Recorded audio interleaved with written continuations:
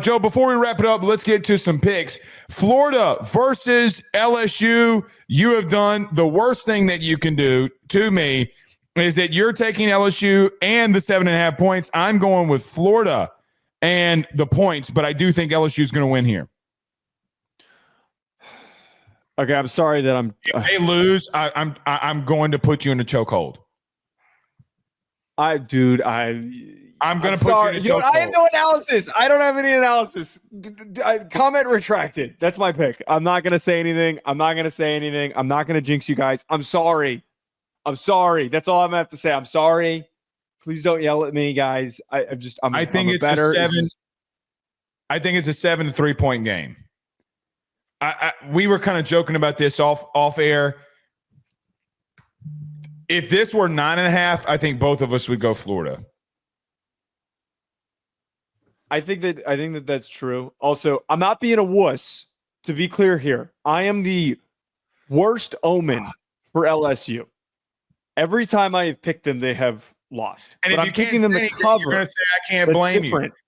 You're going to say I can't blame. I really don't. I really don't know if LSU offensively. I'm not there yet. I think they're winning. I think they're winning mainly due to the fact that it's in Baton Rouge at night. I get worried about them offensively. And I think, Joe, I think Billy's going to come out and sling everything he's got at him because this might be it. I think they're going to win. My very small analysis here, it feels like Brian Kelly is pissed off enough about losing to them last year that he's going to return. You have no idea. I got to be real with you. Swag Kelly has been fun to cover. Pissed off Swag Kelly has been fun to cover. Stop calling him that. He's a 65-year as a not very tall, angry Irishman. He is a 60-year-old short Irishman. He is not. There's no swag. There's no swag about him. Oh no! I mean, you got Jordan out here making him customize J's. Swag Kelly. Brian Kelly. Which, by the way, shout out to BK for donating those to charity, by the way. He never gets the publicity for that. All right, Joe, Notre Dame and Texas A&M. I can't believe you did it. You're picking Texas A&M to win. No. And you texted me, too, that they're not going to win. Look, I think that both I did say Notre Dame was going to win, but I'm taking A&M with the points. The teams are evenly matched. I think that spread should not be that big. Just to be quite frank with you, I'm shocked that this isn't a one-score spread. I think that where Notre Dame does separate is that this is a bad matchup for Texas A&M's run defense. I think that if Notre Dame gets to play the ball game the way that they want to, where they run the rock and then they slow the game down, they win the football game. Historically, that's how they've won football games. So I'm leaning into that. Texas A&M has just been so bad through 2 weeks at allowing guys like Henry to run all over them. I think Marcus Freeman's going to be able to get this team to rebound. I told you in the beginning of the week, I need to see A&M go on the road, by the way, and beat a ranked opponent. Joe, they have not gone on the road and beat a ranked opponent since 2014. Newsflash. So, I mean, at some point they got to do it. I just don't know if it's this week. Here's the thing, though. I can't believe – listen, some of you might need to just go check it out for yourself and see what you see. They got some explosiveness at wide receiver. Joe, what worries me for Notre Dame is that I saw them go 4 straight quarters and think that they can continue to just do what they do and it was going to win them the football game. If you go man-to-man coverage with Concepcion and Craver and Bussey, you're going to get exposed. You got to change some shit up. I'm sorry. I mean, you just are. I think Notre Dame wins because they're just going to be able to control the ball and control the clock. But, man, don't do it. Don't do it. Clemson, 3.5-point favorite versus Georgia Tech. We're both going with Clemson. I was so close to going with Georgia Tech here. I just couldn't do it. I just feel really off about the health of Haynes King because, like, I mean, the guy is so important for their offense as a runner.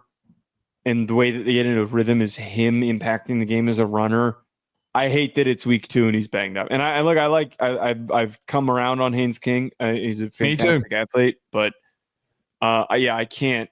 I'm fearful. That to me, when they've got an injury like that that's lingering, even though he's been practicing, I'm going to have to go on the other side, especially when the other side is as good of a defensive front seven as they have. I still think Clemson's a good football team. Yeah, unbeknownst to the world. You can't, because of what happened in week 1, because of what happened in week 2, people are throwing out Clemson with the bathwater. I'm going to need to see Georgia Tech out physical that defensive line. I think this is going to be the week where they turn it up. And Joe, I think that they have the front seven that can force Haynes King to throw the football to beat him. And I don't know if he can. So I'm just going to go with Clemson there. All right. Georgia goes into Knoxville. Joe, we're both taking the dogs. I think that the biggest part with me on this, Blake, is that Aguilar's been great, but this is a real challenge. And he's had troubles when he's gone up against better defenses, Power 4 defenses. Clemson's secondary in the past is a good example of this. I think that if he's been turnover prone, I'm not saying he's going to completely melt down, but give me one interception for him, and that's the edge for Georgia right there.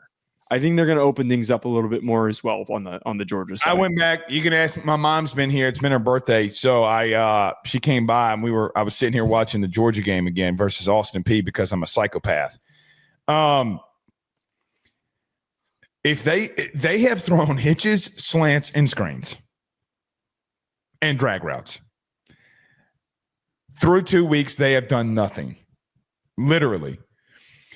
Jim Phillips. The Phillips kid at running back is the key to me in this one. I think Georgia goes in there and makes a statement and says, "Oh, little old Georgia, y'all doubted us." I don't know what I don't know about Aguilar. I still need to see that he can go up against a team like Georgia and not turn the ball over. So give me the dogs. 3.5. What does FanDuel see that maybe we don't? Joe, what would the point spread have to be in that game for you to take Tennessee, by the way, on FanDuel? Oh, it would have to be 10.5. Like, yeah, 10.5. 7.5. I think if it was like 7.5, I would maybe take that. Okay, that's probably about fair. Last one here, Joe, before we get out of here. South Carolina versus Vandy. Both of us taking the Gamecocks. I'm standing by what I said the other day. Last year they started slow. Week 3 was when they locked in and they started attacking. I think that we saw that they were the toughest matchup. South Carolina was the toughest matchup for Vanderbilt last year. It was one of their worst losses. I'm going to take South Carolina here to cover that 5.5 point spread. It's doable. You better go watch the game from last week. Everybody looks at Vandy and says, "Oh, Vandy dominated the second half." They did, because Brent Pry and company. Dude. Coaching malpractice. Drones ran all over them in the first half. All over them with the worst offensive line. Dog, this just ain't the game to have problems with teams that can run zone read. It is not the week for you to get lost on simple veer runs. Give me the Gamecocks plus the 5 or minus the 5.5. I think they roll here, and Norris Sellers goes in there and runs all over them. I agree with that. 100% agree with that. Sellers breakout game, and we're going to be talking about the Gamecocks. Very true. Watch Vandy absolutely expose us now. We'll see y'all on Sunday. Y'all have a good night. Peace.